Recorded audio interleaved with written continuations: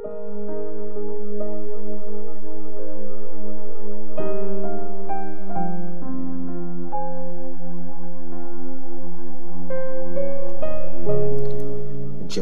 chapter 3.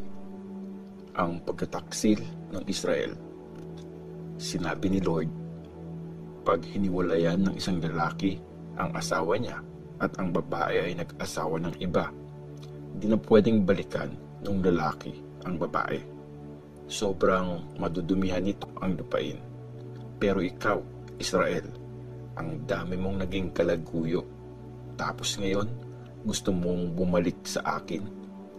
Tingnan mo ang mga tuktok ng hills. May mga lugar ba doon na di mo nadumihan ng kahalayan mo? Para kang babaeng prostitute na naghihintay na manliligaw sa tabing daan, gaya ng Arabong nag-aabang ng biktima sa desert. Nadumihan ang lupain dahil sa kababuyan mo. Kaya pinigilan ko ang ulan at di ko ito pinapatak sa panahon ng tagsibol. Pero para kang babaeng prostitute, di ka man lang marunong mahiya. Tapos ngayon, sasabihin mo sa akin, bata pa lang ako, minahal mo na ako, tatay ko. Di ka magagalit forever, mawawala din yan. Ganyan ang sinabi mo, pero ginawa mo pa rin lahat ng kasamaang pwede mong gawin. Dapat magsisi ang Israel at ang Juda. Nung panahon ni King Josiah, sinabi sa akin ni Lord, nakita mo ba ang ginawa ng Israel? Ang babaeng taksil na yan? Umaakyat siya sa ibabaw ng bawat hill at nakikipag-sex sa ilalim ng mayayabong na puno. Akala ko, after niyang gawin ang lahat ng ito, siguradong babalik siya sa akin. Pero hindi. Nakita pa ito ng taksil niyang kapatid na si Juda. Nakita rin ni Juda na hiniwalayan ko ang Israel at pinalaya siya dahil sa pagtataksil niya sa akin at sa pagiging prostitute niya.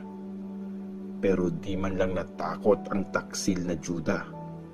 Naging prostitute din siya gaya ng kapatid niya. Di na siya nahiya sa pagtataksil niya. Dinumihan niya ang lupain. Nangaliwa siya nung nag-worship siya sa mga bato at mga puno. Pagkatapos ng lahat ng ito, nagkunwaring babalik sa akin ang Juda, pero hindi naman siya sincere. Akong si Lord ang nagsasabi nito. Tapos, sinabi sa akin ni Lord na kahit tinalikuran siya ng Israel, di naman ito kasing sama ng taksil na Juda. Inutusan niya akong pumunta sa Israel at sabihin, bumalik ka na sa akin, taksil na Israel. Di na ako magagalit sa iyo dahil maawain ako. Di forever ang galit ko sa iyo. Aminin mo lang na nagkamali ka at nagrebelde ka sa akin, kay Lord na Diyos mo. Aminin mo lang na nakiapid ka sa ibang Diyos sa ilalim ng bawat puno at di ka sumunod sa mga utos ko. Akong si Lord ang nagsasabi nito. Sinabi ni Lord, mga taksil na anak, bumalik kayo sa akin dahil ako lang ang master nyo. Kukuha ako ng isa mula sa bayan nyo at dalawa mula sa bawat angkan at ibabalik ko kayo sa Mount Zion. Bibigyan ko kayo ng mga leaders na susunod sa akin at pamumunuan nila kayo ng may talino at pangunawa. At pag dumami na kayo sa lupaing iyon, di na pag-uusapan ng mga tao ang tungkol sa box ng kasunduan ni Lord. Di na nila ito maiisip, maaalala o mapapansin. At di na sila gagawa ng isa pang ganito. Sa araw na yon, tatawagin ang Jerusalem na ang trono ni Lord. Doon magagather ang lahat ng bansa para i-worship ako. Hindi na nila gagawin ang hilig ng matitigas at masasama nilang puso. Sa mga araw na yon, magkakaisa ang Israel at ang Juda. Magkasama silang babalik mula sa north at maninirahan sa lupaing binigay ko sa mga ancestors nyo para maging kanila ito forever. Nag-worship ang Israel sa Diyos-Diyosan. Sinabi ni Lord sa Israel, ginusto kong tanggapin ka bilang anak at ibigay sa iyo ang pinakamagandang lupain sa lahat kasi akala ko kikilalanin mo ako bilang tatay at di ka natatalikod sa akin. Pero iniwan mo ako gaya ng isang taksil na asawang babae. Hindi ka naging faithful sa akin. Akong si Lord ang nagsabi nito. May narinig na ingay sa ibabaw ng mga hills. Mga Israelites na nagmamakaawa at nag-iiyakan dahil namuhay silang makasalanan at kinalimutan si Lord na Diyos nila. Bumalik kayo mga taksil na anak. Papagalingin ko kayo at gagawing faithful. Sabihin nyo, opo, lalapit kami kay Lord dahil siya ang Diyos namin. Walang naitulong sa amin ang pag-worship namin sa mga Diyos-Diyosan sa tuktok ng mga hills. Talagang kay Lord lang na Diyos natin nanggagaling ang totoong kaligtasan ng Israel. Sa simula pa lang, dahil sa pag-worship namin kay Baal, ang kahiyahiyang Diyos-Diyosan, nasayang lahat ng pinagpaguran ng mga ancestors namin, ng mga anak naming lalaki at babae, at ng mga alaga naming hayop. Hiyang-hiya na kami at wala na kaming mukhang maiharap kay Lord na Diyos namin dahil nagkasala kami sa Kanya, pati ang mga magulang namin. Mula pagkabata hanggang sa araw na ito, di namin sinunod ang mga utos ni Lord na Diyos namin.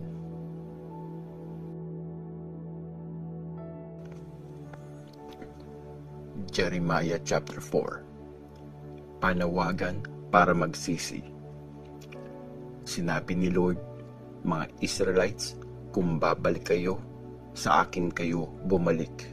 Kung iiwan nyo ang mga Diyos-Diyosan nyo at magiging faithful kayo sa akin, magiging totoo, makatarungan at tama ang panunumpa nyo sa pangalan ko. Dahil dito, hihilingin ng lahat ng mga bansa na i-bless ko sila at pupurihin naman nila ako. Ganito ang sinabi ni Lord sa mga taga-Juda at taga-Jerusalem. Bungkalin niyo uli ang napabayaang lupa. Huwag niyong itanim ang buto sa lupang matinik. Kayo mga taga-Juda at taga-Jerusalem, tuparin niyo ang kasunduan niyo sa akin at i-dedicate niyo sa akin ang mga sarili niyo.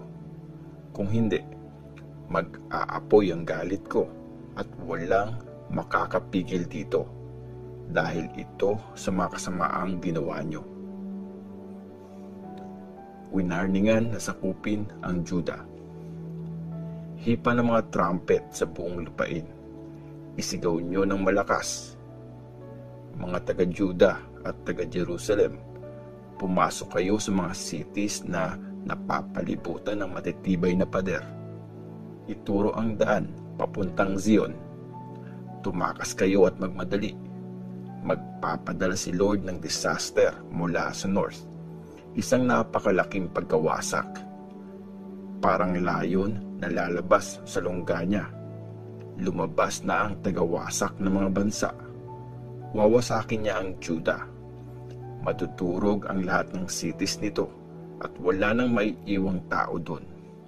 Kaya magsuot kayo ng damit panluksa, umiyak kayo at humagulgol dahil di pa nawawala ang matinding galit ni Lord sa Juda. Sinabi ni Lord, sa araw na yon, matuduwag ang mga hari at ang mga leaders. Masisindak ang mga priest at matutulala ang mga prophets. Tapos, sinabi ko, Lord God, nilinlang mo ang mga taga-Jerusalem. Sinabi mo na magkakaroon sila ng kapayapaan. Pero ngayon, tinutukan mo sila ng espada sa lalamunan. Sa panahong yun, Sasabihin sa mga taga-Jerusalem, umiihip ang mainit na hangin galing sa desert papunta sa bayan ko. Iihip ang hangin ito, hindi para linisin silang gaya ng wheat na pinapahanginan. Mas malakas ang ipapadala kong hangin. Ako mismong si Lord ang nagpaparusa ngayon sa kanila. Napalibutan ng mga kalaban ang Juda. Tingnan nyo, dumarating na parang mga ulap ang kalaban. Parang ipo-ipo ang karwaheng pandigma nila at mas mabilis pa sa igel ang mga kabayo nila. Talo na tayo, katapusan na natin. Jerusalem, linisin mo ang puso mo mula sa kasamaan para maligtas ka. Hanggang kailan ka mag-iisip ng masama? Dumating ang mga messengers mula sa city ng Dan at sa mga hills ng Ephraim na may dalang bad news. Dumating sila para warningan ang mga bansa at sabihin sa mga taga-Jerusalem, paparating na ang mga kalaban mula sa malayong lupain at sumisigaw sila laban sa mga cities ng Juda. Papaliputan nila ang Jerusalem gaya ng mga guards na nagpabantay sa bukid kasi nagrebelde ang mga taga roon laban sa akin. Akong si Lord ang nagsasabi nito. Juda, ikaw ang nagdala ng mga ito sa sarili mo dahil sa iyong pamumuhay at sa mga kasamaang ginawa mo. Tatago sa puso mo ang paghihirap na ito. Nagdalamhati si Jeremiah para sa bayan niya.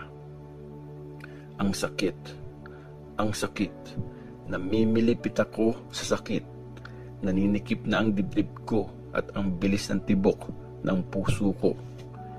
Di ako matahimik, naririnig ko ang tunog ng mga trumpet at ang sigaw ng gera.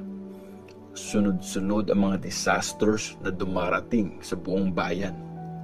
Bigla na lang nasira ang mga tents ko at napunit ang mga kortina nito. Hanggang kailan ko makikita ang flag ng kalaban? Hanggang kailan ko maririnig ang tunog ng trumpet? Sinabi ni Lord, di nag-iisip ang bayan ko. Di na nila ako kilala. Para silang mga batang walang alam, mga batang di nag-iisip. Magaling silang gumawa ng masama pero palpak sa paggawa ng mabuti. Ang vision ni Jeremiah tungkol sa darating na pagkawasak. Tiningnan ko ang mundo. Wasak ito at walang anyo. Tingnan ko ang langit at wala na itong liwanag. Tiningnan ko ang mga bundok. Lahat ng ito ay nayayanig at ang mga hills ay nanginginig. Walang katao-tao kahit isa. Pati mga ibon naglipara na. Naging isang desert na ang masaganang lupain. Durug-durug na ang kanyang mga cities dahil sa matinding galit ni Lord. Sinabi ni Lord, mawawasak ang buong lupain pero di ko pa ito tuluyang sisirain. Magluluksa ang mundo, magdidilim ang langit. Nasabi na ni Lord ang dapat sabihin, di na niya ito babawiin. Nakapag-decide na siya at di na niya ito babaguhin. Sa ingay ng mga nakakabayo at ng mga tagapana, magtatakbuhan ang lahat. Magtatago ang iba sa gubat. Aakyat naman ang iba sa mababatong lugar. Iiwan ng lahat ang bayan at wala na ditong maninirahan. Hinatulan ka na, Jerusalem. Bakit ka pa nagdadamit ng matingkad na red? Bakit ka pa nagsusuot ng alahas at naglalagay ng eyeshadow? Wala nang kwenta ang iyong pagpapaganda. Mga karelasyon mo, nireject ka na at gusto ka nilang patayin. Narinig ko ang iyak, gaya ng babaeng malapit ng mga anak. Ganito ang pag-iyak na naghihingalong Jerusalem na nakataas ang kamay at humihingi ng tulong. Kawawa ako. Nanghihina ako sa harap ng mga papatay sa akin.